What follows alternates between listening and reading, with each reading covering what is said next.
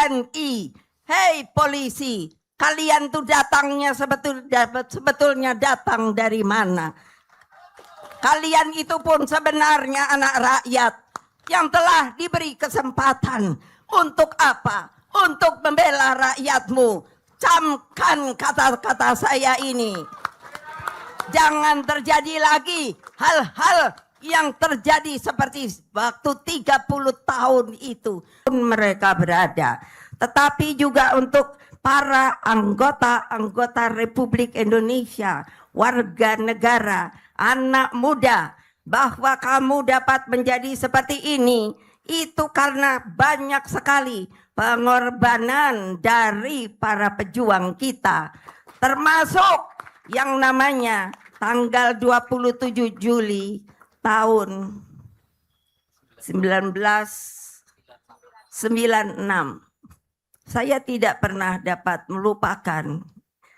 Saya sampai berpikir, apakah ini yang diperjuangkan oleh rakyat kita pada waktu itu? Hei rakyatku, dimanapun kalian berada yang saya cintai, ingat, coba kalian pergi ke Taman Pahlawan. Di sana banyak pertebaran nisan tidak bernama. Artinya apa? Mereka berjuang dengan keikhlasannya. Lalu setelah merdeka sampai sekarang, bulan depan kita akan merayakan 17 Agustus 2026. Apakah kalian tidak akan insaf bahwa kalian bisa menjadi seperti ini? Itu karena apa? Darah para perjuang, darah anak-anak muda yang waktu itu pun seperti kalian yang ada di sini sekarang. Kalian mau jadi apa? Masa tidak malu? Tadi dikatakan oleh Mas Andi Wijayanto. Masa kalian tidak mau tahu? Hei TNI, hei polisi, kalian tuh datangnya sebetulnya datang dari mana? Kalian itu pun sebenarnya anak rakyat yang telah diberi kesempatan untuk apa? Untuk membela rakyatmu. Camkan kata-kata saya ini.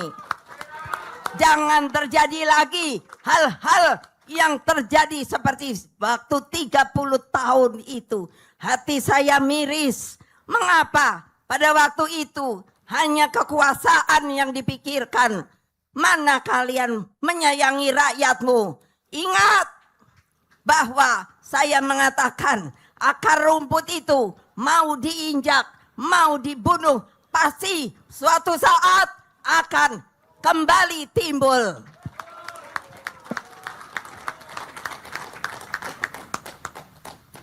Saudara-saudara sekalian, seluruh rakyat Indonesia dimanapun kalian berada. Mengapa saya bilang rakyat Indonesia? Jangan lupa, saya adalah Presiden Republik Indonesia kelima.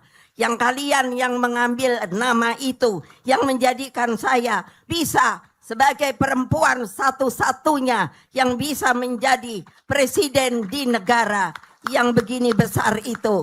Saya mengucapkan beribu terima kasih, tapi tolong ingat kata-kata seorang ibu bahwa yang namanya lebih baik kita ini apa? Berdemokrasi daripada keadaannya tidak benar. Dengan mengucapkan Bismillahirrohmanirrohim, monumen Kuda Tuli ini atau peristiwa 27 Juli pada 30 tahun yang lalu saya resmikan. Terus pegang semangatnya dan perhebat api perjuangannya. Api perjuangan itu saya selalu yakin tidak akan pernah padam selama rasa cinta kepada tanah air terus bergema di dalam dada sanubari kita. Kalau anak-anak muda sampai melupakan di manakah kalian tempat berpijak. Kalau kalian hanya mengatakan kalau sudah merdeka ya sudah biar merdeka, maka kalian bukanlah anak-anak muda yang patriotik yang harusnya terus-menerus menggelorakan bahwa namanya Republik Indonesia ini dibangun dengan yang namanya air mata, darah, dan keringat. Camkan. Mana? Ntar habis ini baca.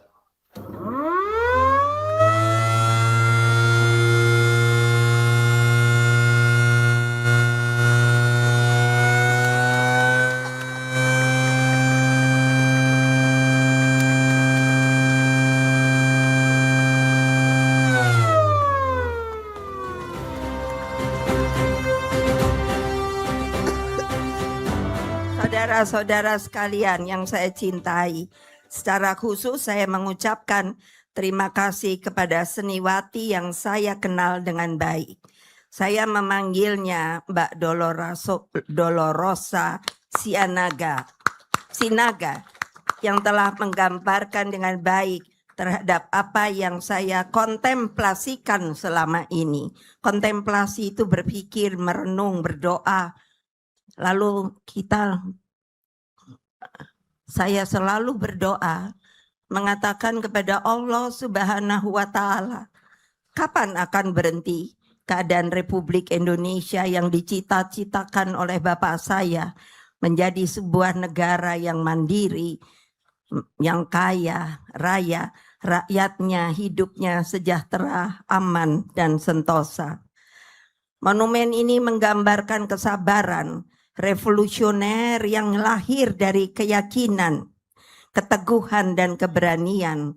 Dalam kontemplasi saya melihat kehidupan saya sendiri yang saya serangkum menjadi sebuah kata-kata bahwa kita kalau yakin dalam kehidupan dan setelah itu tahu untuk apa kita punya keyakinan, maka harus punya keteguhan dan keberanian. Setelah itu di dalam menjalankannya kita tidak pernah boleh putus asa. Oleh sebab itu kita harus punya kesabaran revolusioner. Apa arti kesabaran revolusioner? Adalah kalau kita terbentur oleh penghalang, maka kita jangan berdiam diri. Kita pergilah perlahan-lahan untuk menghindarinya. Kesemuanya itu sebenarnya harus diajarkan kepada para rakyat kita dimanapun mereka berada. Kesemuanya yang 4 itu menyatu dalam sebuah keyakinan yang kental bahwa kebenaran pada akhirnya akan menang. Ini saya dapat di dalam perjalanan yang namanya seorang Siddhartha Gautama yang terkenal. Dia adalah seorang anak raja, tetapi justru tidak merasa senang tinggal di istana. Akhirnya